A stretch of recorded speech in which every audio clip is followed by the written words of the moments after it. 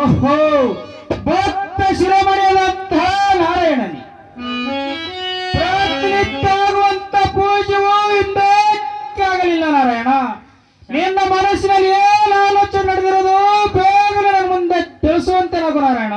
ಶಂಕರ ನಾರಾಯಣ, ನಾನು ಕಾಶಿಗೆ ಹೋಗಬೇಕೆಂದು ವಿಚಾರ ಮಾಡಿದ್ದ ಪರಮಾತ್ಮ, ನಾನು ಕಾಶಿಗೆ ಹೋಗಲು ನಿನ್ನ ಭಕ್ತಿಯನ್ನು ಯಾರು ಮಾಡಬಾರು, ಯಾರಿಗೆ ಹಚ್ಚಬೇಕೆಂದು ನಾನು ನನ್ನ ಗೂಢಚಾರದಲ್ಲಿ ನಿನ್ನ ಪೂಜೆ ಮಾಡುತ್ತಿದ್ದೋ ಏನನ್ನು ತಪ್ಪು ಶಂಕರ. ಓಹೋ ನಾರಾಯಣ, ನೀನು ಕಾಶಿಗೆ ಹೋಗಲಿಕ್ಕೆ ಚಿಂತನೆ ಮಾಡಬೇಡ. ನಿಮ್ಮ ತಂಗಿನಾದ ಸೂರಮದೇವಿಯನ್ನ ಬ್ರಹ್ಮದೇವನಿಗೆ ಕೊಟ್ಟು